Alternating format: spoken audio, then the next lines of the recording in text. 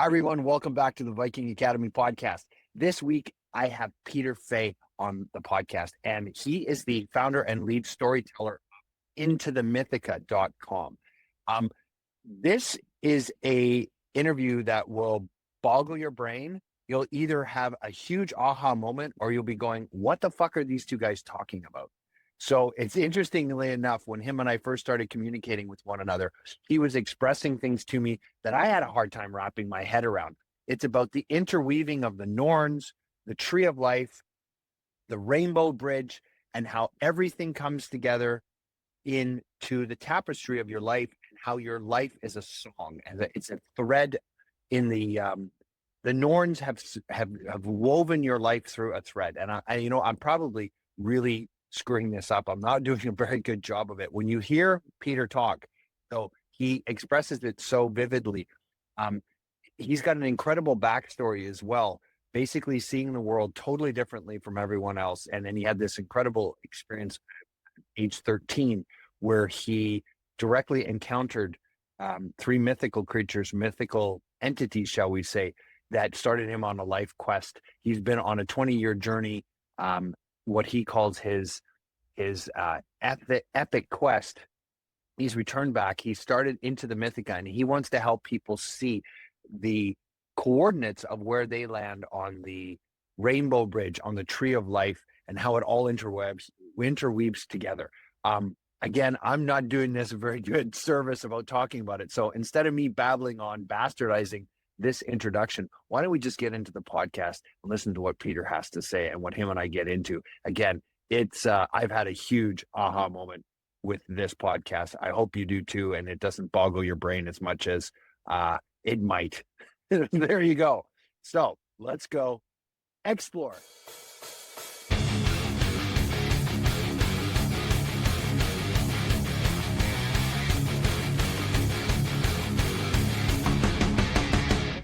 Hey, Peter, welcome to the podcast. Thanks. Thank you so much. Super happy to be here.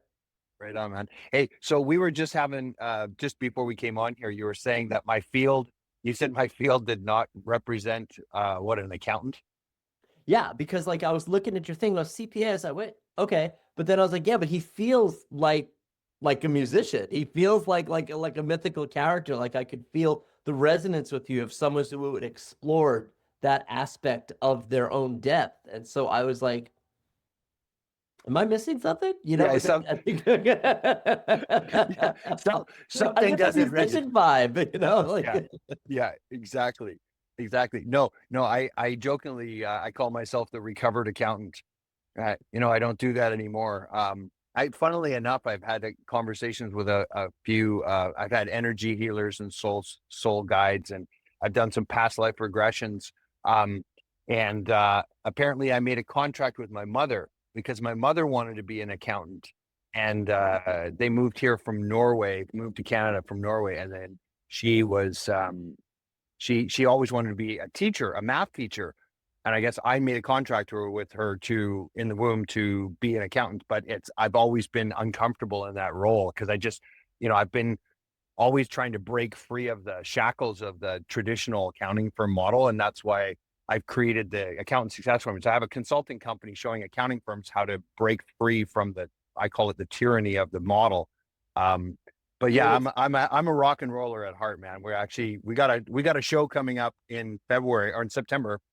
We're gonna be playing in front of 8,000 people. It's called Rifflandia in Victoria. So it's gonna be epic. So yeah. Wait. In Victoria, are you in Canada? Yeah, Victoria, British Columbia. I love Canada. Yeah.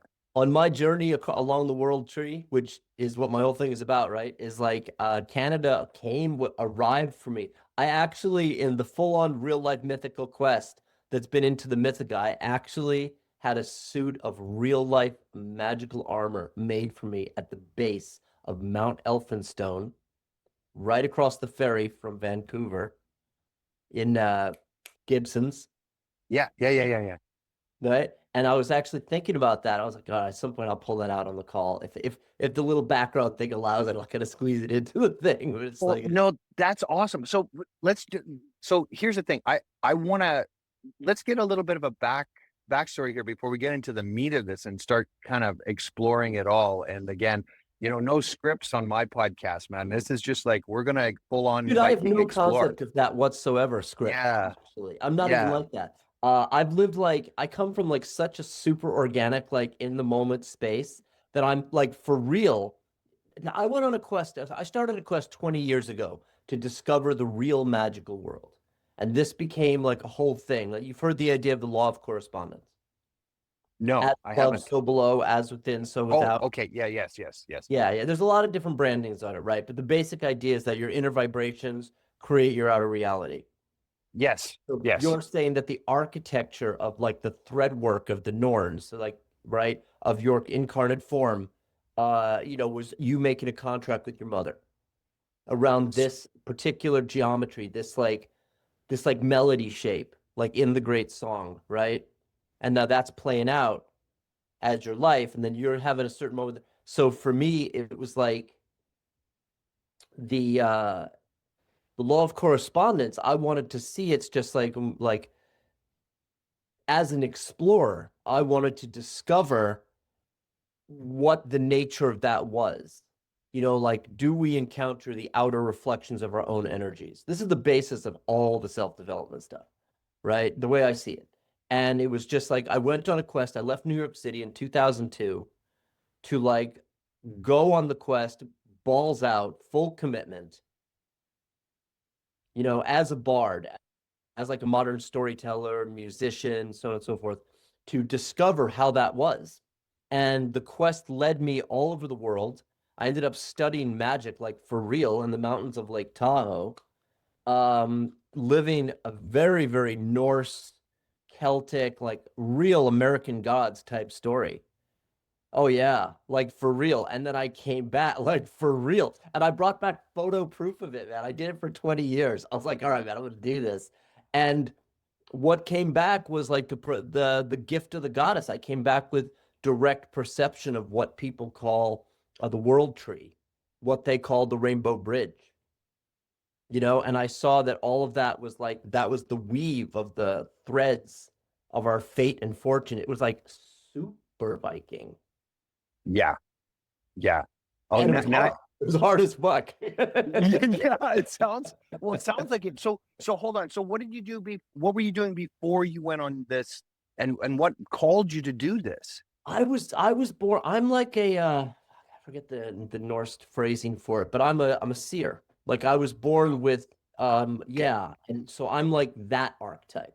So I was born with like a real overwhelm of the impressions in the akasha, in the space where everything happens, Okay. right? And this was like having access to the range of the pitches and melodies and the colors and the sensations of like the music of the universe, but not being able to filter. So you all well sorry. So if I can translate that into kind of more terra firma speak, is that like when you were a kid, you could sense things happening, but you couldn't Yeah, quite articulate, but you couldn't articulate it it properly? was like a mutant power. It was like I Okay. was feeling the shape and the texture of people's thoughts and emotions and the structures beneath the structures, beneath the structures, beneath the structures of things, but it was a cacophony. Okay. So it's like so this is very cool because I actually have this saying on the Viking Academy website. And as I've been creating the Viking Academy, and that's what I said, this is all about exploring. I said, go explore the mind, your body, your spirit. Like be a Viking, pick up your sword and go explore yourself. And it's a process of discovery. The Viking Academy is still a process of discovery because I'm still kind of figuring out what the universe really wants it to be. But one of the things I've said on the website is who you are is screaming so loudly, I can't hear a word you're saying. Because that's something I say to people a lot. Because when I meet people and they start telling me stuff, and I'm going, okay, your mouth is saying one thing, but your whole who you are is a totally different thing. Yeah, just You're to get telling, that, that's Akashic perspective. Totally. yeah, yeah. And so, but you see that at a super sub, like clear level, like you could see who they were. So, like all their actions and how they're behaving, you're going, okay, that's who you think you are, but it's not who you are. Who you are is underneath that.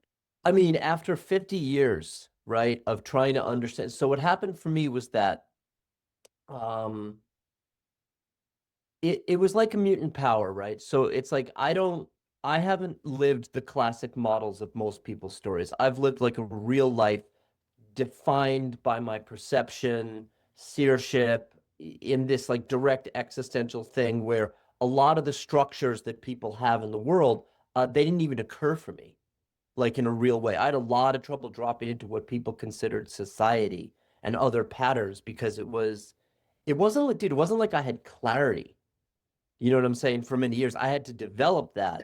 Uh, right, and that's what drove you, because you didn't have the clarity and you Right. didn't have No, the no, way no, to no, I was drowning. articulate it until you went and you did this fucking Viking full Oh, immersion, and then you had your aha. But okay, so let's go back to that. You're seeing things. You're not following. When you say not following into this typical structures, what it is like an example that the listener could okay. kind of hold Okay. on to, right? Because I think I'm grasping what you're saying, but I just Yeah, want to yeah, make yeah. sure that I'm kind of bringing it. Okay, okay, okay. So, all right. The Mythica is an ongoing experiment for me. So, in the grand equation, right, I have just gotten back from the quest like 3 years ago. Like, I had started out with like money that I had inherited in 2002, right? And then I used that to power the quest. 2016, that money was gone. Then I was on donations with an apprentice, right? And in 2022, by this time, I'm now like living in Carnia, the magical parking lot of Narnia when you live in your car.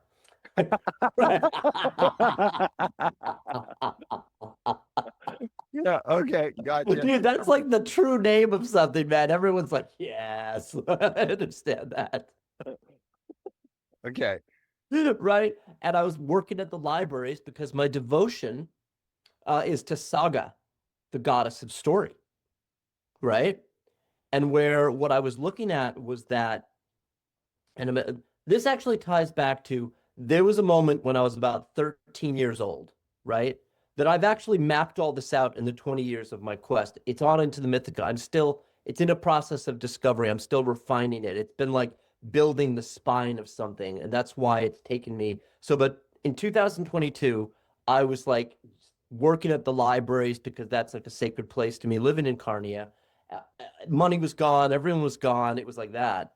And my fellow divinator, my fellow Norn, essentially, Cassandra, who I'm living with right now, she was like, come back to Tahoe. I have a place for you. I came back to Tahoe.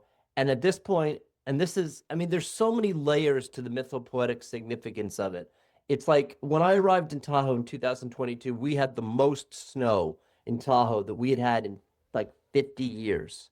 So it was like full on Asgard conditions, right? Okay. I mean, like 20 feet of snow at my house in the mountains, a couple of dogs and a wood burning stove, and so it was like when I'd come back from the quest in 2022, I had come back and was in like the Return of the King vibe, where I had left in 2002 to go on the quest from New York City, had a whole number of adventures that led me to the academy where I studied the magic, divination, went off to prove the law of correspondence, then came back in 2022 with Okay. awareness of the three. Right. Going all the way back, I'm almost there. I'm almost there. I'm almost there. Yeah. Going all the way back, when I was 13 years old, I had an encounter with the muses of story, song, and dance, which would be Calliope, Euterpe, and Terpsichore in the Greek mythos, right? I mean, like literal connection with them in a lightning storm. And the rain and the lightning. Oh, yeah, man. That's too fucking cool. I just had a visual there of this happening, like, oh, that's wicked. Yeah. Right? I mean, I see you've got the glyph of the lightning, on your chest. And it's like and lightning and rain and the aspect of that. Storms and story have really been my embodied aspect. So when that happened and I was a kid, I felt myself draw the energy like an absolute devotion to story, song and dance, but all of those together are really story, right? And as an anchor for my consciousness, which was all over the map. And that became a devotion ultimately to Saga, the Norse goddess of story. And I noticed that do you see where I'm going with this? Like the through line of my story, unaware as a kid, overwhelmed, 13 years old, having a crux moment of connection to the goddess, 2002, 30 years old, going off to leave New York City to go on a quest for 20 years, studying the magic, documenting the quest, documenting the beats of the story in service to the goddess of story, gradually living the full-on mythopoetic life to come back in 2022. Then the last 3 years have been me organizing everything, bringing it back to, yeah, man, this is the Into the Mythica is like a growth experience for me too. Yeah. Okay. So just to come back, so when you were a kid and you were having these moments and you said you were kind of living living your own perception of the world as opposed to you mentioned it, and hopefully I rephrase it properly. It was the constructs or the the the framing that everybody else was living by. You said you weren't living by those. What's an No, example, like what's an example I'll of? give you a perfect example of this. Yeah. Okay. And I hear what you're getting at. This is important, right? So dig this.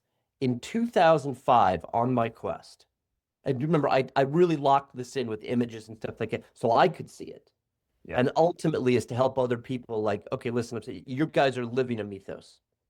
Your whole life is about divining the shape of your story, right? And so it's like figuring out where we are in the skein of the Norns, in the threads of the Norn, fate and fortune, right? Fate Right. and freedom. And so in 2005, I went and saw this Vedic divinator. And this dude was like, wow, in 10,000 readings, I've never seen this. And I'm like, what? And he was like, it's like you have no karma. And I was like, okay. It's like you're like a tabula rasa, like a blank slate, Okay. Yeah. right? So, and this was like kind of grounding for me because I was studying divination. I was trying to understand. This is me wanting to ground out my perceptions, right? So when we say that I couldn't understand the forms that make up a lot of the world, right? The way to really contextually understand this is that from a blank slate perspective, tabula rasa, blank slate, right? All of the systems that exist in the world, even the idea of like lighting a fire, making food, to agriculture, production, writing, music, all these are all learned forms. Accounting, Right. they're Yeah. Yeah. all learned forms. Concept of money, commerce, All of it. yeah, all of It it. was, It's all made up. it's totally, but it was It's all occurring made to up. Yeah. me. Oh, totally. And it was occurring for me as like shapes, right? Like just like shapes in the field itself. And I couldn't grasp those shapes. Like I couldn't understand the basic mechanics that people operated by. I was experiencing more of a everything is one thing. And it's like when I walked through the streets of New York City in the rain, because the rain is my best friend, I was just resonating with the deva of the rain. So I was far more resonant with the actual elementals than I Okay. was with constructs of civilization. I realized that these were just patterns and that people in their current incarnation, that the self itself was just made of a bunch of different patterns, that it was now negotiating within itself, which created its point of view. So it was like I was looking at point of view itself as being something that is is defined by Oh, the shape that we're being. okay. Okay. Okay. Now, I hope the listener caught that as much as I did because it made sense to me now. It just the concept of the fact that we're nothing but a bundled sense of conditionings, because that's what like our sense of self and it's all this karmic, or should we call it karma or conditioning or whatever you want to call it. I don't really care what we call it as long as we're talking about the same thing or we're Yeah, totally. conceptualizing it. No, totally, totally. But we have all this karma and this that, and like I have ancestral energy that's come with me, and that filters or blocks my concept or my ability to see reality for what it really is, right? Completely. And so everything is a, and I love how you've talked about the story. Life is a story, but it's the story I tell myself when I have something I'm reaching for, and it's the story of this is what I'm going to do, this is my quest. It instantly orientates me to one area, and at the same time hyper focuses me on where I'm going, but at the same time blocks me out from everything else. You coming in as a blank slate saw everything all at once and saw you weren't in the perception, you weren't in the conditioned form. You were actually seeing the conditioned form all around you. You were seeing everybody living their conditioned form, but you weren't in a conditioned form because you were a blank slate. Right. And I couldn't understand the systems that people were coming from. They were occurring for me as like vast elemental tableaus that were overwhelming. So I was like in a constant nervous, people talk about regulating their nervous system. I was drowning in my senses all the time. Oh, okay, because you didn't have, because if I'm understanding this correctly, because as we get conditioned, it not only orientates ourselves on where our conscience, where our focus is, where our attention is, and what our attention isn't on, but it actually creates almost an insulation barrier to all the other inputs, because there's gazillion, millions and billions of inputs coming at us at the same time. This filtering system, this conditioning that we've been living actually acts as an insulator, and it stops us from, but you being a blank slate again, you were being bombarded. And I didn't have the accumulations of the karmas to make sense of. I would actually stand in front of the stove. I mean, at like 30 years old, I would Yeah. stand in front of a stove trying to grasp that you cut things up and heated them. Like it would just, my awareness of those things would flicker in and out. It was like I wasn't experiencing Midgard, like mortal plane, but I was seeing the leaves and the roots of the tree. So it's like, so this eventually became a real hardcore understanding of the structures of the self as like melodies within the fugue of fate and fortune. This is like the thread of the Norns. How did you function? Like, how did you manage to function throughout all that time? It was super hard, No you know? shit. Yeah. Oh, it was super hard. So what I had to do was, so I was drifting from one state of being to another. This was the whole thing with the Mythica. I'd walk through the streets of New York City and I'd be in like one state of being, right? Where I'm like having a grip on things. Like it wasn't constant. Some days I had it, but then other days I didn't. And then I'd like shift abruptly and be in like this completely different space. I mean, like you're involuntarily moving from like mushroom state to like mundane to this state to that state. And I was like, what the fuck is going on? And so what I started doing was I started using my camera, which was occurring for me elementally as like captured lightning. Like even the concept of like, I'm gonna adjust the f-stop, I'm gonna do this thing. It wasn't even like Yeah. that for me, you know? You were literally capturing lightning. Yeah.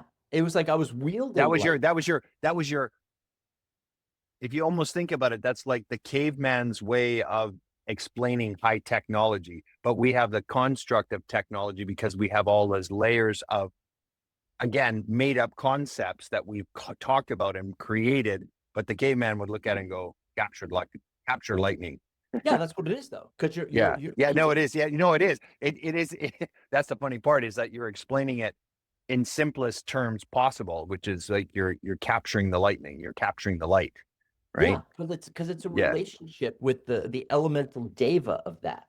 So when people have got, if you go back to the Vedas, so it took me a while to realize that I was having what a lot of people consider to be a really realized yogic consciousness into the structure of things, right? That I wasn't adorned with like the various filters that people had. So I was seeing things more as their base elemental layers, right? It's like saying like, okay, this person is made of A, C, G, D sharp, da da da. This person's made of like, D, G, A, blah, blah, blah, blah, and seeing the chords of consciousness in a structural way that then gave rise to the pantheon of personalities.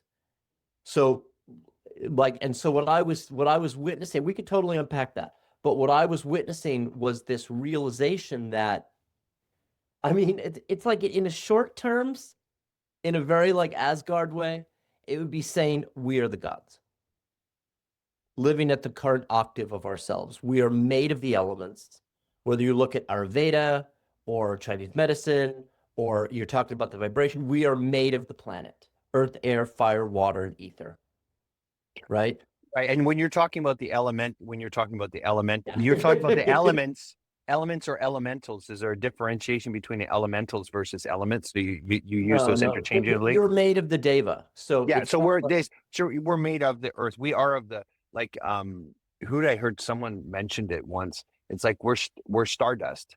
yeah. Like we're all stardust. Yeah. Yeah, and so like I mean I literally just did a mid-journey video because the whole thing I did in Into the Mythica was like like Bjork or Tool was like really does these really awesome videos that communicate the emotive signature of the piece in a visual way. Like I resolved to do the modern Bardic and create a way to show my seer's vision to help people see the nature of their self and where they are on the Bifrost, on Yggdrasil, like on the Rainbow Bridge, like on the World Tree. Because what I came Right. back, what right, was to give them the coordinate point of you are living in this realm. What do you mean by that? Well, what is Asgard? What is Midgard? What is the realm of scarcity? What is the realm of abundance?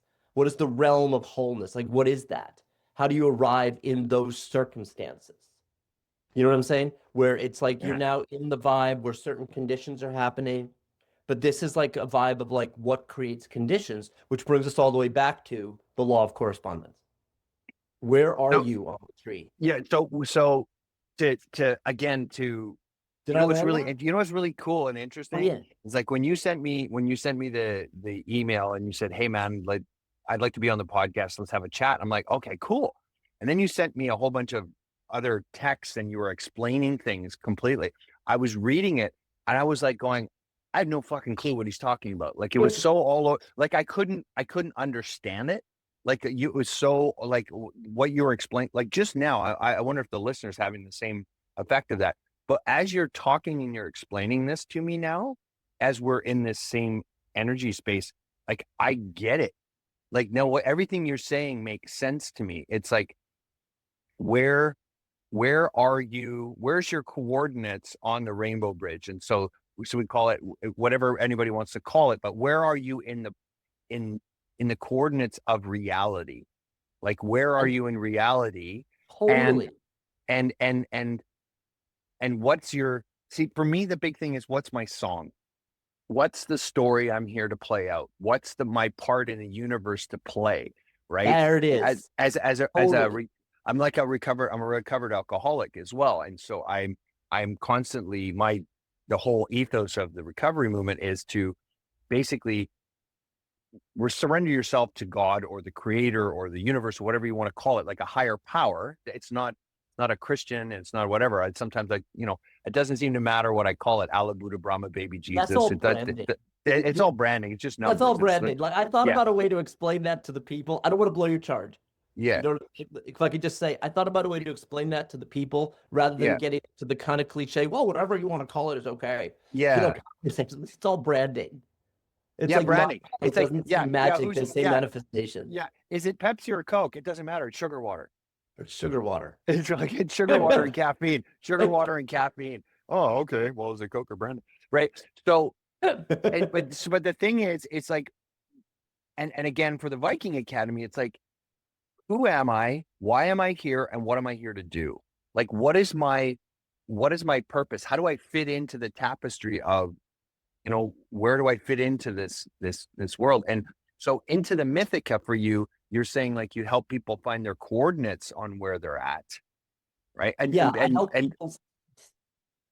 yeah, I just don't want to put words in your mouth, but what I'm hearing you say is that you, again, you came in as a blank slate, overwhelmed, all these things coming at you. And I've been noticing lately for myself that I'm seeing things more for what they are. Like I'm not seeing at the level that you're talking about, but I can comprehend what you're talking about because I've touched it enough that I've seen that everything that goes on in this world are constructs. They're all imagination, made up things. Like we're on layer upon layer of made up ideas, and people are willing to kill and fight and steal over Big Bird from Sesame, or no, Mr. Snuffleupagus from Sesame Street. Remember Mr. Snuffleupagus? He was like a fictional character that nobody could see except for Big Bird. Well, we're all just fighting over this imaginary creature, these constructs that we're doing, right?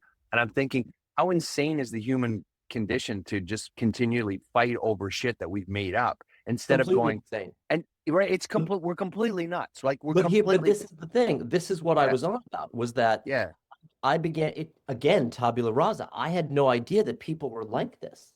Like I actually, for real, I thought everybody was the gods. You thought Like everybody was what? gods. Like I Oh, saw everyone as these oh, bundles of elements that are representing these core geometric patterns. So I was looking at like the ways in which like, oh, you're a goddess, you're a god to me, or you have these qualities, or the was all the timbre of like someone's tones, and it was just like it was like almost it was interchangeable. I was seeing things in terms of geometries that then my whole inquiry into the mortal condition and my devotion to story saga, right? And my documentation of my timeline was the documentation of the thread, like the Norns. You're born, you're measured, you die, right? This yes, goes to the Viking thing, like that's for real, and I started to realize that the mortal condition, we are spiritual beings having a mortal experience because I'm like so spirit coming into the mortal plane for as far as I can tell the first time. I'm just like, whoa, everything feels like this woven braid of fate. And so when I yeah. started really looking into people's trip, and again, not understanding the world, I'm coming back and I realized gradually that the whole thing is about the idea of agency. It's about the idea of like my will, I create my reality, or I'm going to surrender to divine will, right? Which is a divination into will. Oh, no, no, wait. Yeah. It's my subconscious will pushing against my conscious will. I'm going to do some ayahuasca and tap it out to try to pick all of which seems to relate to the blooming of the seed of one's true story, which is not, to me, a manufactured story. Like things just have meaning because I say they do. It's like this idea that there's actually a song that There, wants yeah, to be sung through us. bingo, which is the will of the creator. So this Totally. the will of God, the will of the creator is that and so just for the listeners here, like you've mentioned a bunch of things, well, a lot of things that are probably they're scratching their heads because I know that I did when you were talking about a bunch of stuff before. But like what are the Norns? Can you explain to the listeners Yeah, totally. what are the Norns? Okay, so in my work, right, I went on the real life heroic journey starting from a place of like celestial awareness. So for me, documenting the thread of my timeline. So like your timeline's like a thread, it's like the string of guitar, right? Yeah, yeah, Like a thread. And there are events that happen on your timeline, like the frets of a guitar, right? And yeah. those events have meaning. Those are the major events in your life, right? On that level. But the thread itself is only just so long for this incarnation, right? Just to show, I'm showing a thread so people Yeah, can yeah. For those back. of you not watching the video side, he's holding up a Totally, string. I'm holding up a Yeah, thread, yeah, right? And yeah, so it's just like the thread of your life. This is in every major mythology. Because what I was on about was because I was experiencing things on a real mythopoetic kind of like super shamanic, non-adorned way, everything for me was this relationship with these existential forces that I wasn't caught up in the cultural interpretations from a diminished consciousness. I was having more of, or an obscured consciousness, more to the point, because everybody has it, it's just buried, right? And the Norns, for those who aren't familiar, is all mythologies. This is why I say live your myth and Into the Mythica. All mythologies are actually ways of interpreting from my point of view, the human movement through the archetypical patterns of existence that are related to the basic nature of nature. The most basic aspect there is that you are being mortal. You're being Eric right now. yes, yes, yes, yes, And yes, the yes, yes. Norns, or the Moray, if I'm pronouncing it right in Greek, are the archetypical, they're always shown as the weavers. So you've got the one first, I actually forget their names in the Norse context, but it's just like the first one weaves out the thread of your life. This is your string. This is the guitar string of your life, Right. right? The second one measures it. Is how long it's going Okay. to be. Right. The third Norn cuts it this is when you're going to die. The Okay. entire concept of the weird in the Norse vibe, as I experience it, not from a cultural thing, from like direct perception, is the weave of all of those threads of the timeline that make up the synchronicities of our stories, not just as our individual thread, but as the Oh, weave, all of those threads coming together.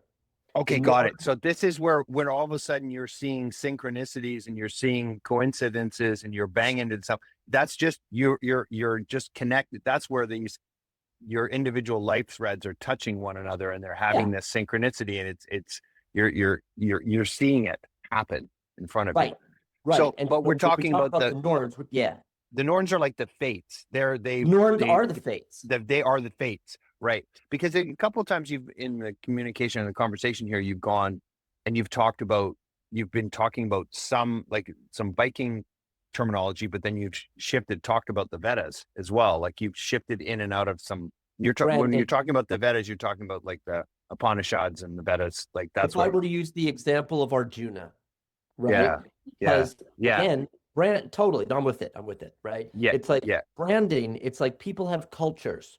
Cultures Right, are karmic, but they're impermanent and they're made of the elements. The elements are more constant than the cultures. People's sense of identity is even less constant than the cultures themselves. It's like the flotsam on the top of the wave. The culture is like the wave in the age, but the elements are the ocean. right. Yeah, it's we're all yeah. Okay, so in case I didn't articulate it for the listener there, where I was looking at the fact that Peter was bringing in all these different. I like what you said to brands. Like it's a different brand, right? It's the branding of the different. So the Upanishads or the Vedas, we'll call it the Arjuna, the story of Arjuna. That's all In about free will. yeah, yeah, It's and just, but it's in that branding. It's like he's saying that you have right to the action, but not the fruits of that yeah, action. yeah, yeah, yes, exactly. And so those are the Whole three, thing like about the agency. Rajas, the Sattva, and Tamas, right? So that's Totally. like the Bhagavad Gita is one of the greatest. I love that story. I love the Bhagavad Gita. I read it. There's something that resonates in it, and here's something that I love that you brought this to, or this is bubbled up, is that I've always found so far that when I go deep into any of these different, shall we call it religious teachings or spiritual teachings, there's always an underlying thread of commonality through the whole thing. And you've simplified it down to say, well, it's just the elements. It's that's the through line, is that you're born, you live, you die, You're made of the and elements. you're made of the elements. And it's the each culture's interpretation of how to express and explain, shall we call it the unexplainable, in the best way that they possibly can. So, like, the Because of the Upanishads, limited perspective. because of our limited perspective, Due to the karmic thread, because of all our yes. conditioning that's happened over time. So then you got the Christians over here, you got the Muslims over here, you've got the Jewish state, then you have the Buddhists, and it's just because of the limited ability to see the whole, because of the conditioning that we've had over time. Yeah. But they're all different brands of the same store. It's all like Coke and Pepsi. It's all colored Yeah, no, sugar, it's all the whether it's same from thing. caffeine. But Yeah, it's all the same thing. It's made of water, sugar, and caffeine. totally. But if you're not in it, you know how like you're feeling the vibe now that you and I are in it? Yeah, This is something I observed in the field, right? Because I'm very connected to like, so just to point something out, right? Let's say someone is made of like they're real strong, the energy of water with the energy of like fire as lightning, right? And they've got this energy. Maybe they're like an Aries, you know what I'm saying? Or they're like something, something, something, whatever those systems are, whether it's human design or Taoist, doesn't matter, right? They're the embodiment of that quality, which is the quality of a Thor or a Marduk or an Indra, right? Or a yeah, Zeus. Okay, but yeah, the yeah, commonality is lightning, storms, water. You see what I'm saying? So for yeah, me, when I had the resonance with the storms, lightning and storms are always my thing, right? yeah. I mean, it was like, dude, there was a moment on my quest when a friend of mine calls me up. This guy, Michael Ravenwood, calls me up. And he's like, "Hey Peter," and I was like I was a pro fire dancer, right? He calls me up and he with the sword and other stuff like that. And so he calls me up and he's like, "I have to go to Vipassana." Not that he's telling me he's going to Vipassana, right? The Buddhist thing. And he has this thing where people gets into a full-on chainmail suit with like rubber-soled shoes to stand on top of like in a lethal field of electricity with a Tesla coil behind him on a coil in this armor to move the energy in some way, right? So he's now wielding a sword to channel the energy of the ambient electricity to cast lightning bolts from the sword. And he has received a divination that out of all the fire dancers that he knows, I'm the one to do that while he goes to Vipassana. So I go to this studio in LA, right? And I'm having this whole mythopoetic experience of like, I'm being called on to embody it's a whole thing. And I'm there, I get into the suit of armor, and I'm feeling the lightning going around me, and I'm channeling the lightning, through the thing. And as I step outside, what is there but Mjolnir herself? The hammer. Yes. Yes. Right around my neck. Right around your neck. And I've it's like, and it's a studio prop, but still, the appearance of the form of Mjolnir Yes. is the thing itself, and with the lightning. And then I'm going back on my Akashic timeline to my connection with the storms and the lightning and my own alchemical configuration. And I'm like, right, I'm an aspect of this aspect of the pantheon of selves, not bound to the limit of thinking like, oh, nobody else is. No, I see everyone else as that thing, as like an infinitude of pantheons of characters who are embodying these elements. We are the gods. And then we're just in a diminished state right now because of our awareness. People get stuck in their patterning and conditioning. And so what I tried to do in Into the Mythica was give people a way to structurally look at, to share my story as a seer to start off with, and then use that as an example to help people see the melody of their myth. Because if I say like, this is your melody line now, right? But it's also your timeline, right? So in this case, like the frets on the guitar, Yeah.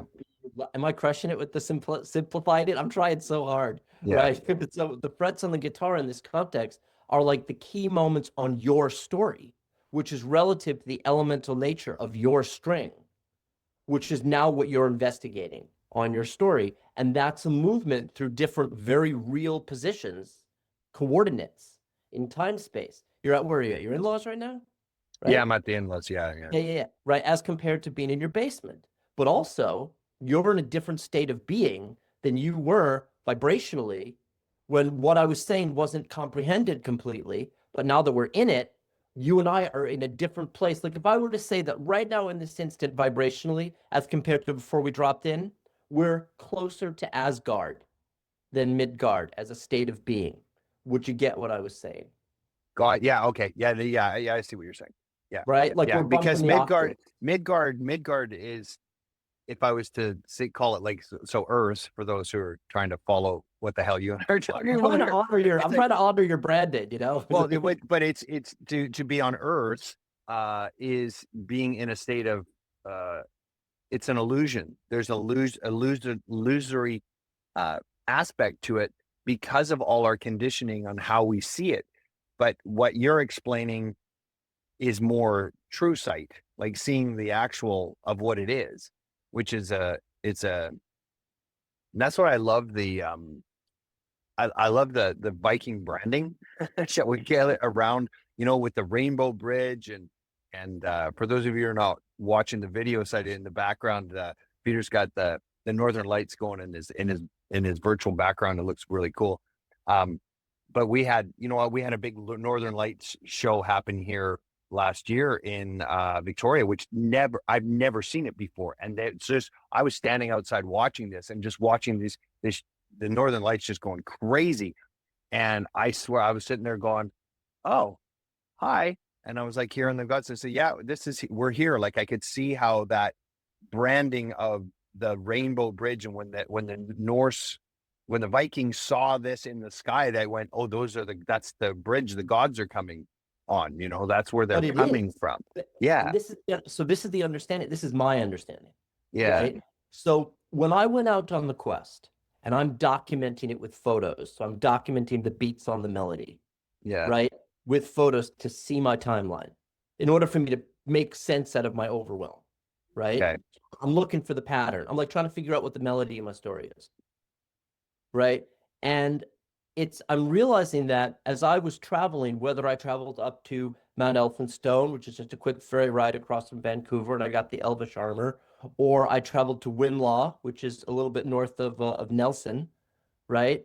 Near the Kootenays, which is right near the Valhalla Mountains, yeah. right? And I joined the Mythmaker Circus, which was led by this cat, Heranoshi, who himself is a deep Viking avatar.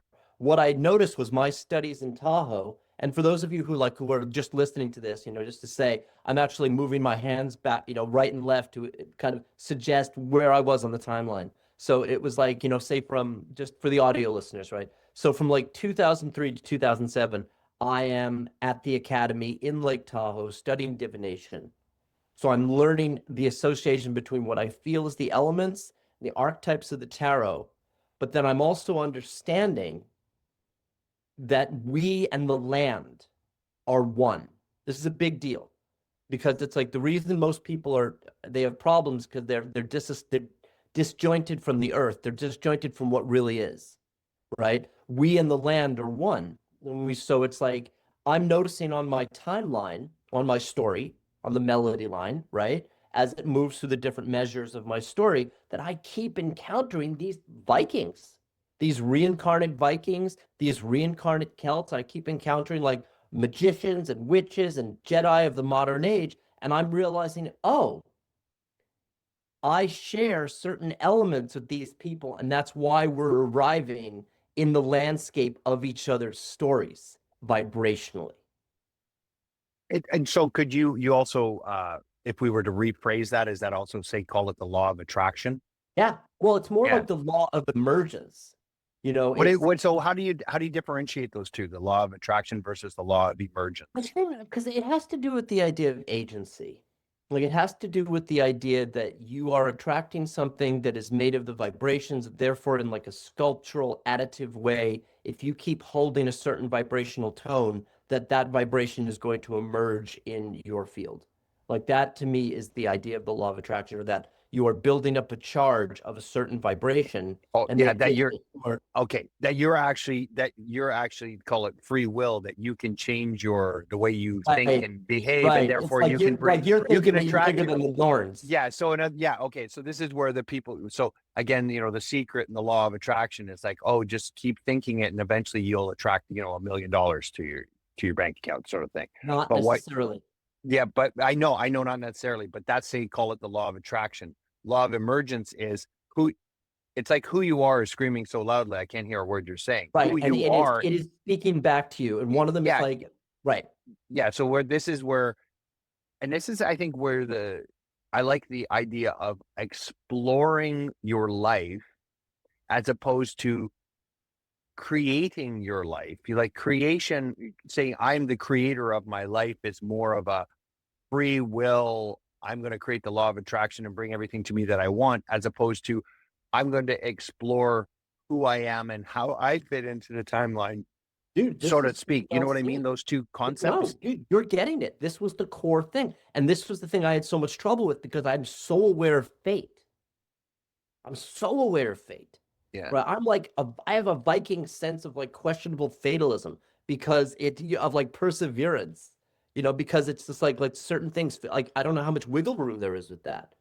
And my path in a lot of ways has actually been like Udin's path, like somewhere in between Ud and Odin, right? Where it's like I have literally felt bound to the tree of cause and effect for years, and then came to see the nature of the tree. So like when we talk about like if you imagine that like everyone's timeline is a bunch of strings inside of like a harpsichord, or better yet, like the threads of a tapestry, right? Okay. You're seeing most people are only looking at their timeline. It's super myopic, right? But it's just like If you look at it, all of our timelines are interwoven because underneath the Vedas, underneath the Norse, underneath the Celtic, underneath the branding, there is no separation. Yeah, because it's all one. It's all one. We're all It's one. all one. But the Yeah. problem is that people see it from separation. So everything they're saying is coming through that karmic lattice. It's all coming from an unrealized state. Oh, I got a whole bunch of things that have just gone bang, bang, bang that I want to ask you. Okay. So, okay, I'm gonna ask this one. I'm gonna keep my fingers over here to the side. Dude, So I anything you remember want. I'm first. so happy to vibe with the fellow musician who's like Yeah, into the match. yeah. This is wicked. Okay. So first of all, what is oh, and it's gonna slip away from me. Yeah, there it goes, slipping away. Bang, bang, bang. Just bang, bang, bang. So here's one of the things that I've noticed lately is this awareness for myself. I've actually one of the times that I've looked around and I went, you know what? I used to think, oh, there's my insides, like my inside world. And then I started looking at everything out here and I went, oh, these are my outsides. Like in saying the world, this is my outside. So there's my insides and my outside, and everything else is my outsides. But then that didn't quite feel right. It felt kind of good for a second, but then I went, no, no, no. I went, no, there's no inside and outside. It's all just me.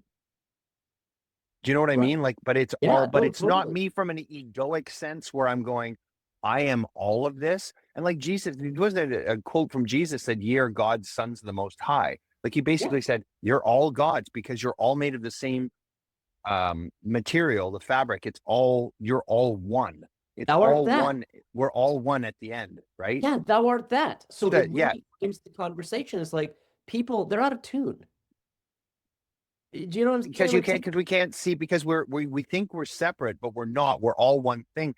But for the moment, when I embrace the thought of it's all me, but at the same time, I get to play this one part. I get to experience this one part intimately known as Eric.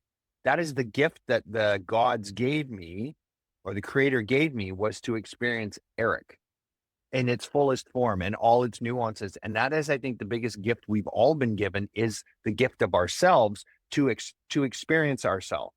And totally. then when you resonate at that level, it's no longer a egoic, heavy, oh, well, it's me, myself, and I, which is like this whole selfish. It's not selfish anymore. It's filled with incredible gratitude for seeing the world for what it is, but being grateful for the fact that you get to experience this one chunk, But this resonance. it's interesting because, in my journeys through the mortal plane, right? And it's like just to say something, I'm gonna touch on this. I thought about your branding, right? Because I try to be like supportive, and it's like envision that mind, body, and spirit are a set of coordinates spatially. Now we're talking about is what world you live in on the Rainbow Bridge, which is also where you live in the roots and branches of cause and effect, synchronicity. So the world tree, which is the roots and branches of the world, we're made of the tree. So Right. our nervous system and our spine and our karmic architecture are a part of the tree, part of the forest, right? We are arriving at very specific moments. I'm sitting here in my apartment in Menlo Park, your in-laws, right? In time and space. But in the dimensions or mind, body, spirit, these are the coordinates where people can live in the higher octave of themselves. They can live in the lower octave of themselves, right? Or it's muddy, too far down on the bass, right? And or it's like it's high and it's piercing, you can't even deal, right? And it's like, but the melody transposes, your story transposes across the octaves. So it's hard to explain this to people. It's actually simple if you understand it, but it's difficult to conceive of. Like if I say, when people talk about the threads of fate, you're talking about the individual timeline in a weave of all these other timelines. But then that is defined by the reality that people live in the illusion of separation. They're not seeing the holism. So all of the problems you have in the world, there's only one sin. It's the envisionment that there's separation from yourself and the divine, and everything stems from that error. It's an error, right? But it's also the thing that A creates misperception. A misperception. Yeah. yeah, well, a misperception, which Yeah. Yeah. is an error. I mean, it's not seeing something as it is. I Yeah. understand Yeah. people Yeah. try Yeah. to avoid like saying stuff that's judgmental to not trigger No, no, people. no. Fuck. I'll do it. I'll be judgmental all day long Yeah, because dude, it is they're what just it is. wrong. But no, yeah, it's just fucking wrong. You know, No, I it's mean, just fucking no, wrong. it's like, you know, it's like, dude, I'm in key. You are not in key. No, you dude, fix the guitar. Like, come on. Yeah, Like, you know what I'm seriously. saying? It's Like, just fix the guitar. Yeah. Yeah. I was watching I was just on a sidebar. I was watching the back to the beginning. It was Ozzy's tribute, his farewell concert that he did, right? It was so epic. There were so many artists there. But you know, there's the one singer from uh Disturbed, and he's one of my favorite, and he does a haunting rendition of the Simon and Garfunkel tune, dude, I was The just Sound thinking, of Silence. I It's couldn't think of the name. I was gonna yeah, say it, be on that Sound one of too. Silence. Yeah, Oh yeah. Totally. haunting rendition. Love it. I love that But rendition. you know what? When he sings live, the dude is tone deaf. He's absolutely tone deaf. When I listened to him in back at the beginning, he was off a little bit. I saw him live in Victoria or in Vancouver. I don't know what key he was singing, but he wasn't singing the key that everybody else was playing. Like he was so off. And I like everybody's like, "Oh man, he's such a great singer." I'm like, "No, he's fucking tone deaf. Like it's so bad." And but that's the song when he recorded The Sound of Silence, man. Holy crap. It makes me cry every time I listen to it. So Um, good. but yeah, Jeff Buckley's what's that one? Lover, you should have come over. yeah. The and it's funny how these different songs. So when you're talking about where we have our song or our song that we're playing, right? Well, so the key, like the keys of a piano, and like sometimes really, really high, sometimes really, really low, but there's a sweet spot in the middle where you're just in that flow of going with the song. You're in the flow of the music, right? And this is where this concept of, you know, is it fate or is it free will? That concept. And I remember what I was going to ask you is I get a shit ton of deja vu. And I remember I was getting it a lot when I was a kid, like a younger kid. And I remember it started to really freak me out. Like I thought something bad was going to happen. Then I had a really nasty car accident. And before that happened, I kept telling my mom that something bad was going to happen to me because I had this really bad feeling. Boom, had the car accident. She goes, "Oh, I believe you now. I believe you."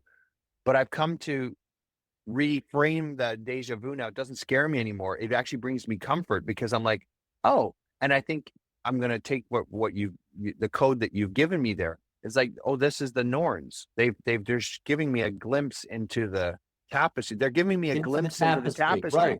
And I get a shot of seeing it. And then when I'm reliving it again, it actually, every time I go through deja vu now, I actually calm down. I relax because I'm like, oh yeah, right. It's all taken care of. I like, and it kind of grounds me.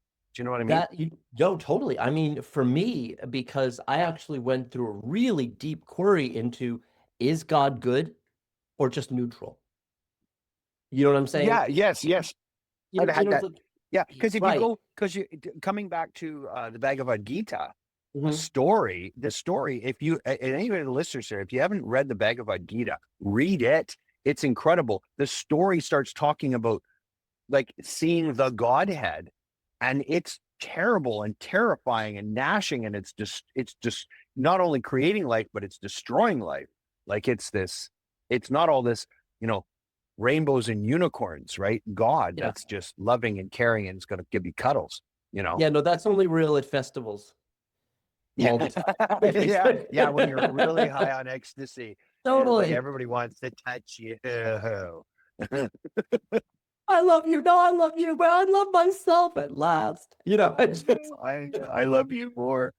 But do you know what what I I'm would getting at? do Like back in the day when I would go dancing, I would take some ecstasy. I was super into. You ever see David Bowie doing the contact juggling thing? Oh, it was actually Mike Emotion doing the contact juggling thing in Labyrinth with the ball. Yeah. Floaty ball from that movie. Yeah.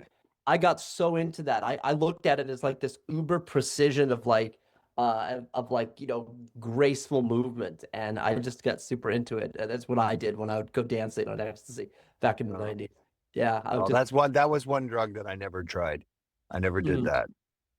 So anyways, we could go down a whole rabbit hole Oh, on no, no, no, what totally. what I did.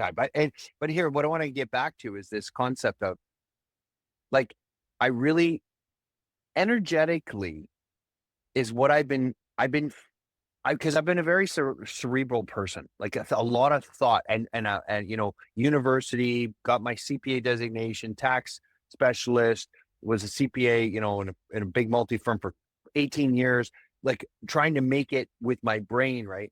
And I'm still a very deep thinker and I think about a lot of things, but I'm moving more to a where's the feeling go at the same time with my head going, okay, just because it feels good maybe it's not good for you. Like, I'm not talking about following something that's bad, because again, I'm not going to go out and go have a bunch of sugar or alcohol or anything like that, because it's not good for me.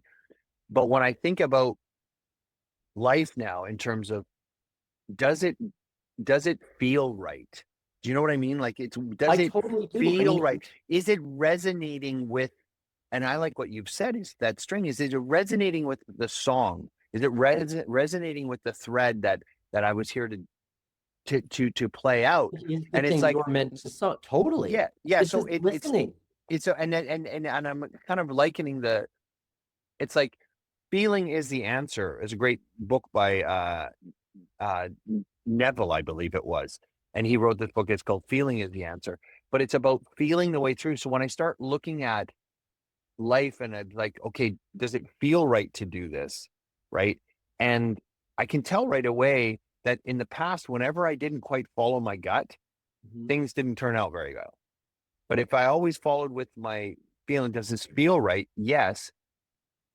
But at the same time saying, okay, Odin, Allfather, whoever, if I go into with like an opening and say, this is what I'm going to do. Does this sound right to you? And if I get the message or the signals come back, yes, this is what you do, then I go do it. But here's the big key for me, is not attaching myself to the outcome of whatever I'm going to do, and not say, well, if I'm doing this, then God, like, for people, the humans have been like, God told me to go and do this because this is Oh, glory of God, and I'm going to, free, and then they go do horrible things, and in the name crazy. of God. I'm not talking about that. I'm saying, asking the creator, is this something I'm supposed to do? Yes. Okay, great. I do it, but the results are what the Norns want. Well, but Do this you know is what I this. mean? Oh, Like, no, I totally know what you mean. And so this was part of my investigation. So coming in as a tabula rasa, right? I didn't understand the basic mechanics of being human. It was like ignorant, right? So I'm having to learn all these incarnational patterns from like nothing, which is what was so difficult, right? Even though there was like the perception of, it took me like decades to ground it by documenting with photos and being very meticulous. And for me, it's like one of the things I wanted to give people in the Mythica is like, what is the game world of, like the world, like, so, as a kid, I played Dungeons and Dragons, right?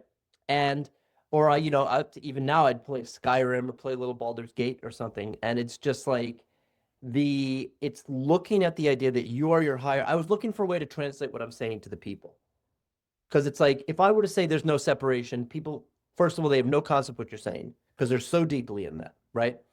And then if I say there is a landscape to your story, right? Like a mythopoetic landscape that's made up of your subconscious patterns, but that those patterns are a part of the planet, that you're all a part of the planet. And so there's like a parallel between your inner conscious, subconscious, collective unconscious, the archetypes of consciousness, elements of consciousness, and like the layers of the planet.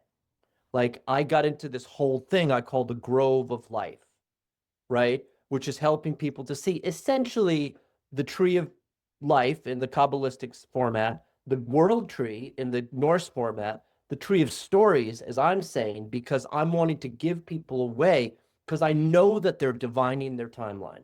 I know they're doing that. I'm doing it. We're looking for who you are is screaming out, what is the story of you? And I was looking into like, what is the landscape of that story? So having lived the heroic journey, I'm like, wow, I'm like literally walking the Rainbow Bridge. And this gets back to the branding thing and the Northern Lights thing that I've got behind me, where I'm saying that from my super structural, These tones and these tones together make up this chord of consciousness, superstructural, right? The colors of the rainbow of the chakras, right, are the northern lights. They are the movement between like the God self, the more realized self and the less realized self inside the mortal condition. They're the movement from like Asgard to Midgard, and you're always on the rainbow bridge. The rainbow bridge is your spine and the electromagnetics of the colors of your rainbow. These are states of consciousness. But what I realized was, this is the killer thing, is that the vertical line of your spine, yeah, and the horizontal line of your timeline, where you are at those two places, right? And for those of you who are on the audio, I'm actually doing something where I'm holding my hand up straight and then I'm putting my other hand up perpendicular to it to create like a cross point. Because I'm saying to Eric that like, this is where you are. Where? In space, in the ethers. So it's very structural. Do you see what I'm saying? Oh It's yeah, like, it just hit me like I could see it, like I could sit. So that's where your coordinates are. That's my coordinates. Is yeah, that's the where you spine is the are vertical, in the the spine nine is the worlds. vertical, the time horizon is the horizontal, and bang, I'm right there. You're That's right where I there. am. Time, space, and dimension, mind, body, spirit are Right. the, your branding, right? Would be the coordinates of where you're at. This is what I was saying. It's just like, so if I'm in Winlaw, right, in BC, right? If I'm in Winlaw near the Kootenays, near the Valhallas, and I'm hanging out with a bunch of people who are vibrationally made of the Norse energies, which are a very distinctive vibe, right? And I'm near the Valhalla Mountains that have that vibe, right? And I'm coming from the mountains in Tahoe where I'm studying stuff as a diviner, as like a Norn, and I keep encountering other Viking and Celtic people on my path because of vibrational resonance. That's where I'm at. So Did that make sense? I've been trying to land that with people for a long time. Because if yeah, you know what I'm do it. saying? So yeah, this is one of the things I wanted to get to and ask you is like Into the Mythica, right? Yeah, That's that's the website, right? Into the yeah. Mythica. Um, and what are your so I understand you're trying to help people see what you see, Yes. right? So that what? What is the fill in the So they're blank? better able to understand the song that wants to come through them because Right. the melody of that song is constantly repeating on their timeline. They just don't see it.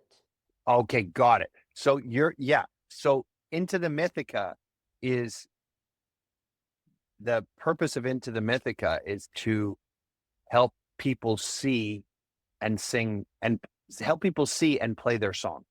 Right. And what I'm doing is I'm illuminating my story to begin with gradually, right? Because I'm still like assembling everything because this is a major thing. But I've got enough out there to share with people and do the videos explaining the nature of this is the thread of your timeline. Here's an example from my timeline.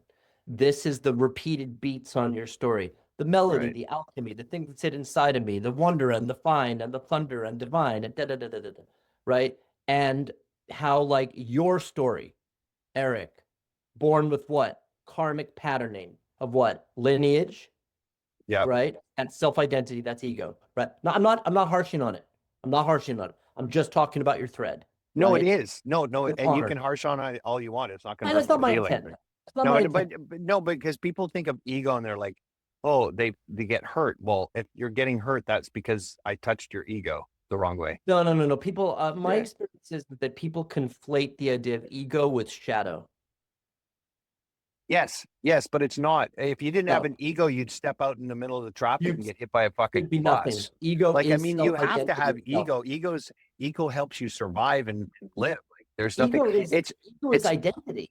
ego is identity. You know, in the recovery movement, we talk about that it's an overinflated ego that's the problem. It's an ego that's out of check. It's like, shall we call it, I'm playing too high on the notes, right? Or too low on the notes on the thread of my life. I'm down here. It's too low.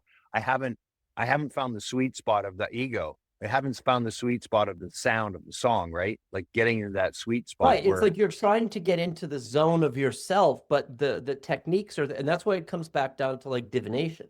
So when you were yeah, saying, this is my guidance, I'm going to drop into the soma, I'm going to listen to my gut as yeah, someone who's like, the universe gave me a sign, right? So yeah, in describing the game world of incarnation to the people, right? I'm really giving them a lattice where I'm saying, it's not enough for me to say we're all a part of the planet, and that the roots and branches of the mycelial weave of the planet and the roots and branches of our nervous system and our subtle body are actually fractals of the same thing. And so the mythopoetic way in which we envision ourselves as whatever we do in our mind is actually also a whole layer on the planet. It's like people, it's like trying to describe to them the idea that that there's another layer to the land, that most people are only seeing the top half of the land. Like you're sitting in where you're in VC or something like that, right? Or sorry, BC. yeah. Yeah, right. But the on the lower layer of the land, or the deeper layer of the land, it includes where we're at as archetypical embodiments. That's like in there, in the impressions, and that's where our stories meet. But it's like the underpainting. Most people are only looking at it on the surface. So I'm saying to them that when you're looking at your timeline, like your story is occurring, you're bopping around, you're getting in the car, you're going to a show, blah, blah, blah, blah, blah. But also on the outside, but on the inside, you're going through a whole process of moving through the archetypes of being the fool, of being the king, of being the this, of being the that. You're going through this melody of like, oh, I want to heal my relationships with myself and with other people. And this is somewhere in my soma, and I'm going to do some entheogens, or I'm going to do some practices to heal this. But all of this, I really wanted to clarify this for myself and then give that to other people to be like, okay, clearly I'm experiencing a oneness thing, right? How do I explain the specificity of someone's individual storyline? So if I say to somebody that if you're made of the vibrational impressions of Egypt, money, abundance, wrong use of power, and all these other things, then that's what's going to play out on your timeline. You're going to encounter the redemption of the use of power. You're going to have circumstances of money. This is karma, right? And it's looking at the structure of that to give people the game world in order for them to divine their timeline. So then if someone is saying like, okay, well, the Thor came to me, the lightning came to me, Odin came to me in this way, I resonate with it. That resonance itself is a divination into your thread of your song. When you just said something there, I want clarity on this. When you said divine your timeline, what do you mean by that? Well, it's the divination is the investigation into form. Okay. So it's like, divination as a general term, a lot of people associate, like I studied the tarot, right? A lot of people associate it with like tarot or astrology or human design, but it's really the act of inquiry. So Yeah. divination is when you're divining for water, you're divining for answers. Oh, It okay. Sorry. Yeah, because you mentioned, because I hear divination as different than divine. Like divine and divination, you're using them interchangeably. But when I hear the word, because I hear divination and it's like go from the Harry Potter, show movie or whatever, and they're talking about divination, divination. It's like it's that divine is like it's been divinely inspired, but you're actually using those two words interchangeably. Well, because if everything is ultimately like the threads of fate and fortune as part of the divine mind, Arjuna is, Yes. he's Yeah. the fruits of the action, but not, sorry, Yeah. to the action, but not the fruits. All Yes. divination is a divination into the divine mind. So all Yes. Yeah. divination is a divination into the threads of your story, Yeah. which Yeah. you're now divining through your body and through your consciousness. So if you're listening to your gut, it's like you're trying to make decisions based upon a somatic divination. You're Like you're it you're feels tuning like into that. you're tuning into the frequency of the message. Like this, it's like when I had one of my guests on, and he was talking about the life. He goes, I see the world as an escape room. It was just like it's one big escape room. It's like where you're trying to figure out, like you're trapped in an escape room and you're trying to find a way out, right? it's finding those clues, but it's not an escape room so much per se as rediscovering who you are, why you're here, and what you're here to do. It's like getting that song and enjoying it. That for me is the big part. Like I really want to live with passion. Like me, I'm fucking so not an accountant, right? Like I just want to play rock music, be loud. I do coaching. I get me up in front of 8,000 people, 3,000. I don't care how many. Like the more the better. And then that's Yeah, dude, energy you for are a me. rock. Respect. That's what I want, right? I like living with passion and purpose. I find that the more I understand who I am and why I'm here, what I'm here to do, that fills me with that energy to go, oh, this is what the Norns have in store for me. This is the Right, song I'm but supposed to play out.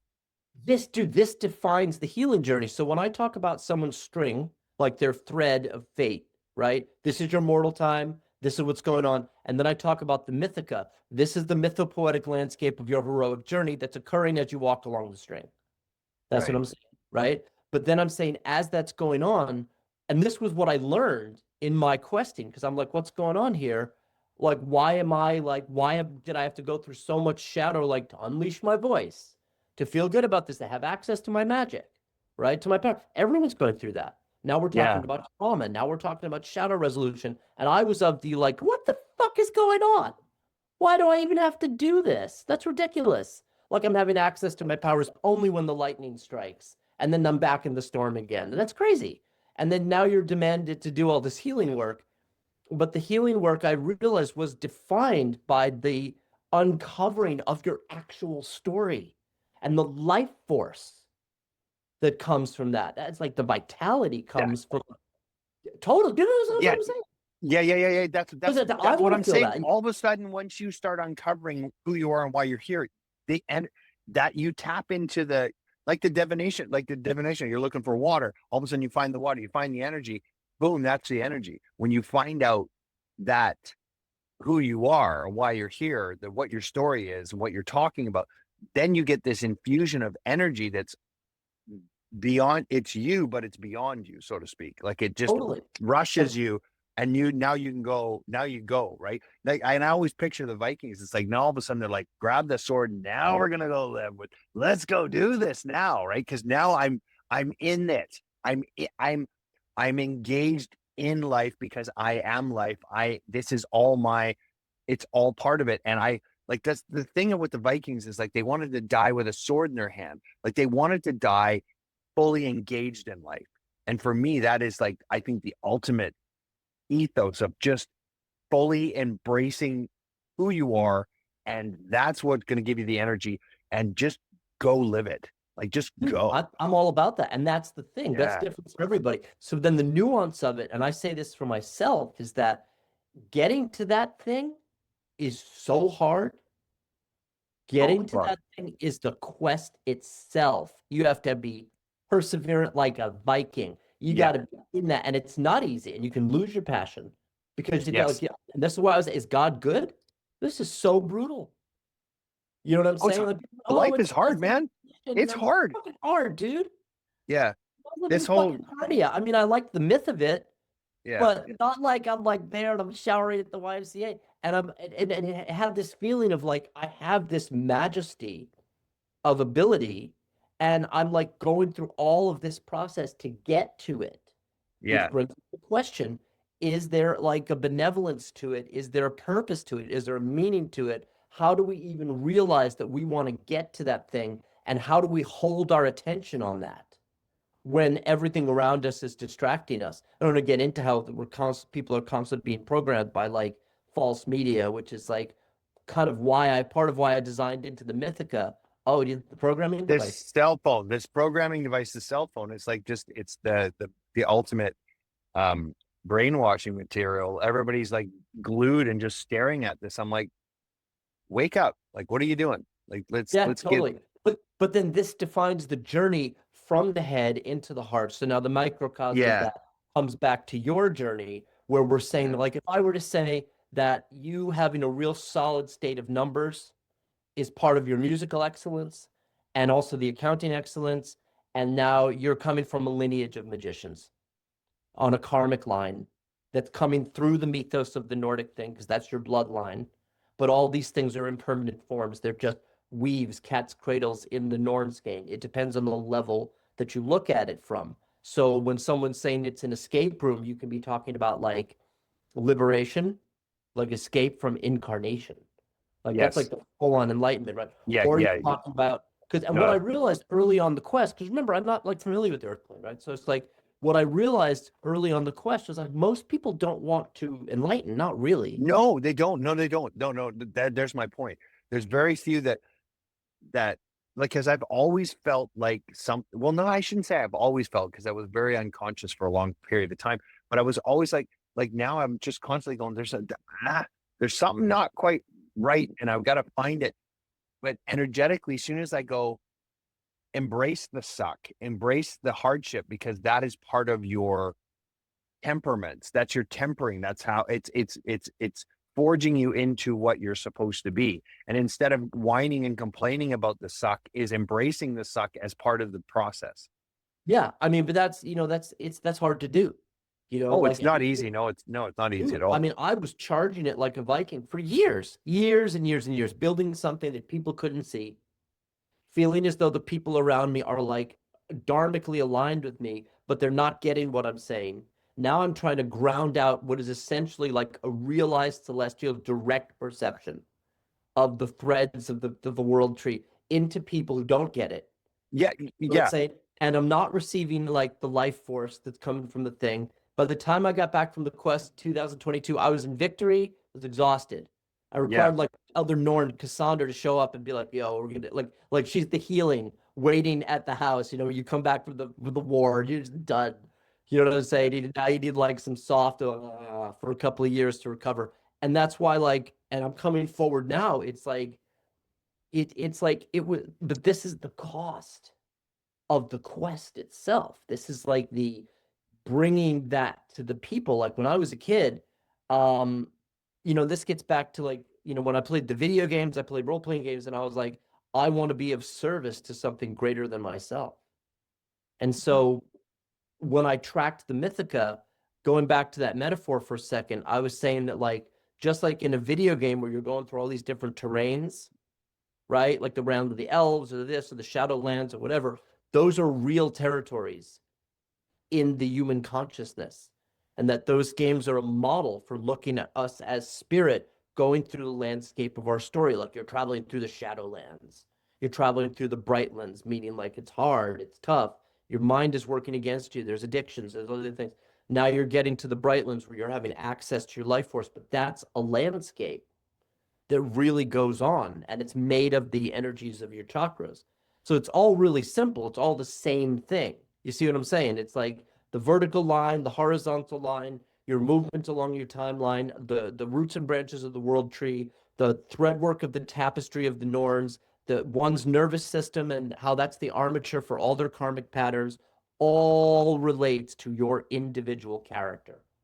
That would be Eric's movement along Eric's timeline, yeah, through Eric's inner and outer world, facing Eric's challenges, Eric's revelations, Eric's lineage.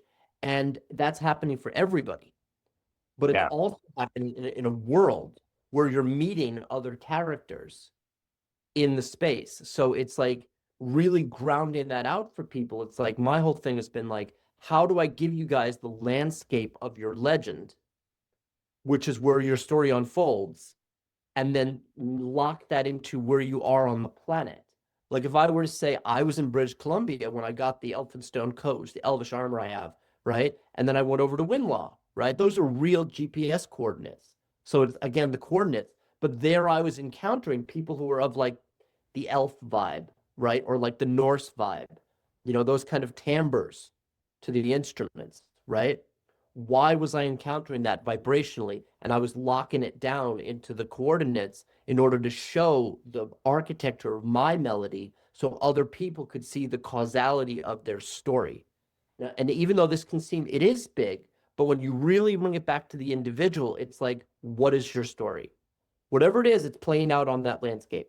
What is your song? Whatever it is, it's playing out on that landscape. yeah, Who are the characters that are part of your pantheon of characters? That's happening on that landscape, on that world.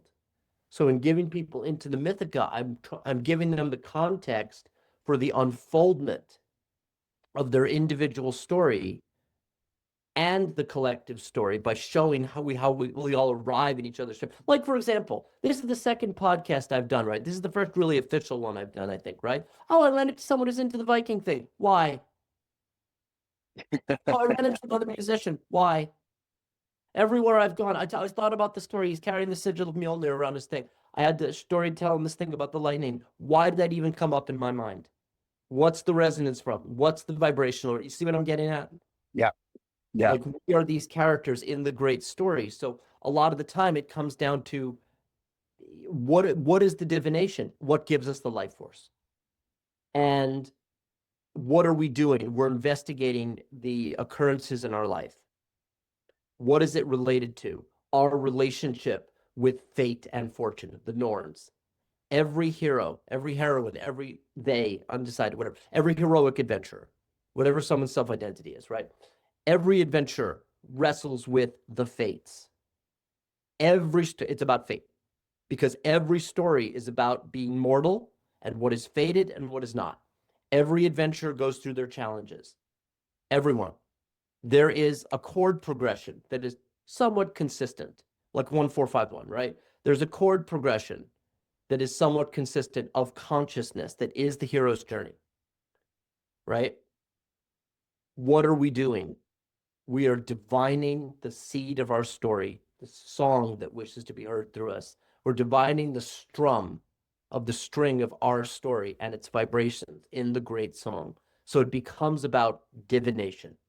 It becomes about, what is it about? Uncovering what I call the treasure within. Who is the true rock star? Eric, whose last name means, I looked it up at ChatGPT, the sun, the warm hill. Sunny Hill. Yeah, the sunny Yeah. hill.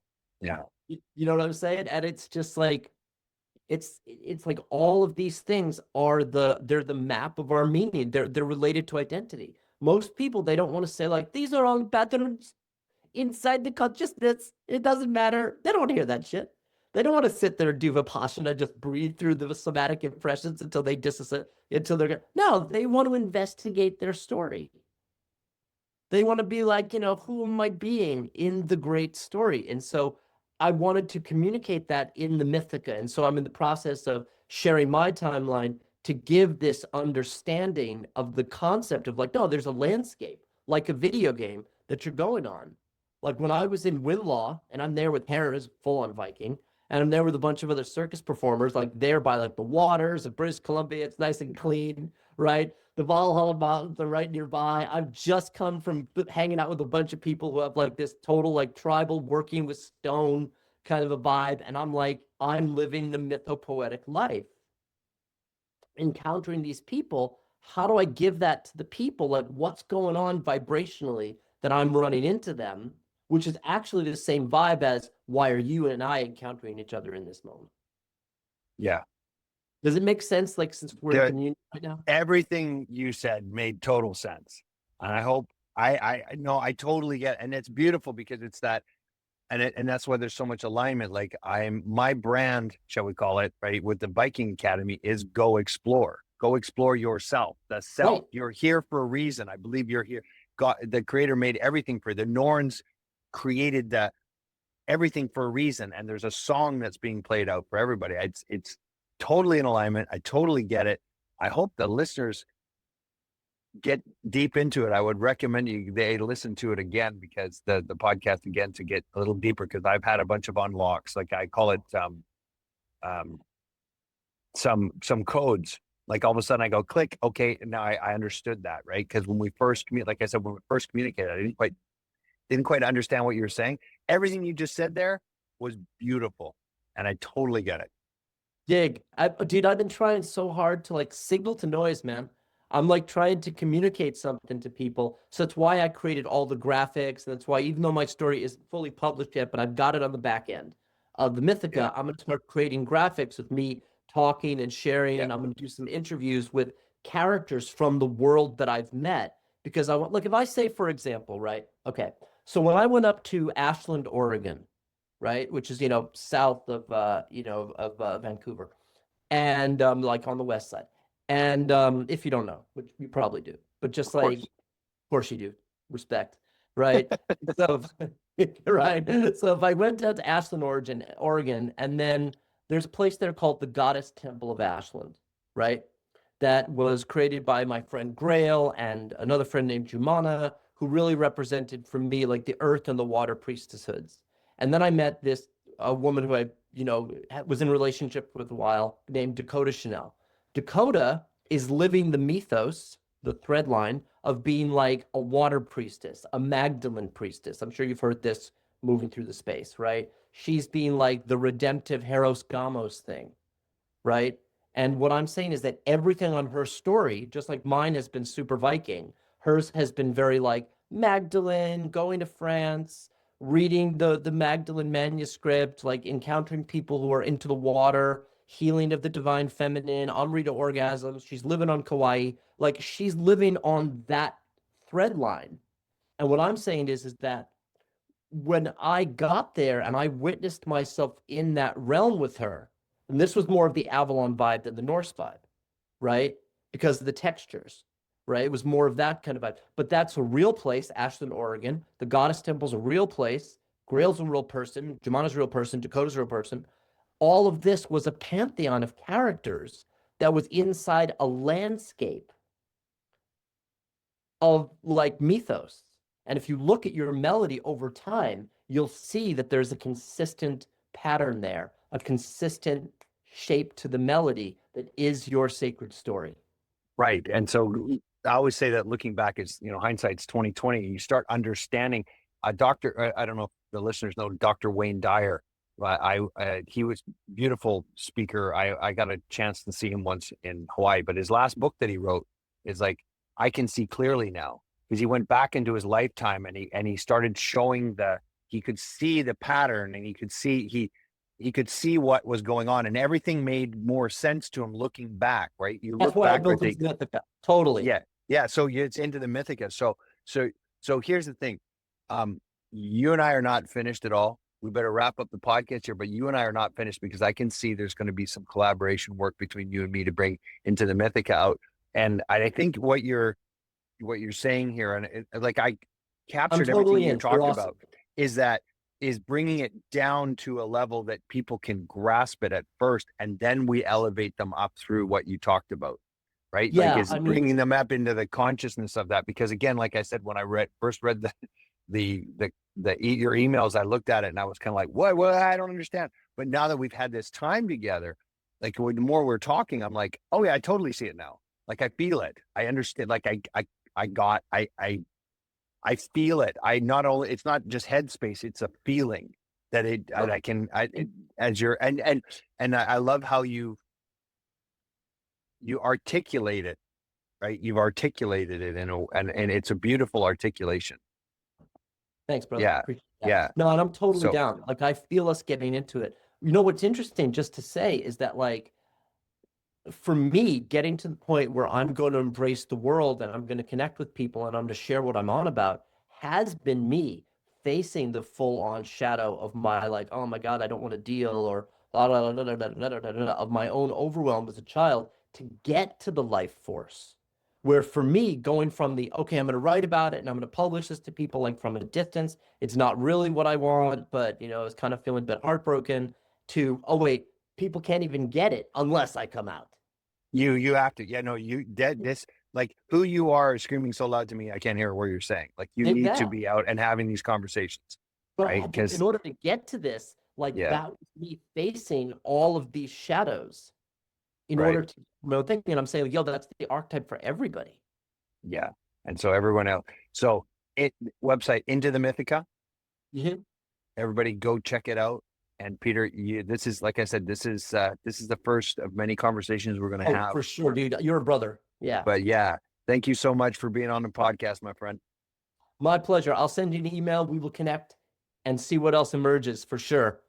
Rock I'll and even roll. if you like, I'll send you a link to some of the stuff that I'm on about that's like on the back end, because it's like you'll understand what I'm saying. So I'm going to give people the structural foundations for like what's your story, how does your story interact, and my whole idea is that I'm just sharing this with you, right? It's like I'm creating comics that then relate to the timeline. I'm going to interview the characters like Dakota, like Grail, like yourself, in order to bring all those stories into a weave to show how we're all connected in the Mythica cinematic universe, like the Marvel universe, but for real. And everyone will get to see that when you and I work a little farther into that. Dude, thanks for being on the podcast. Everyone, keep exploring. Keep exploring, brother. Live your myth.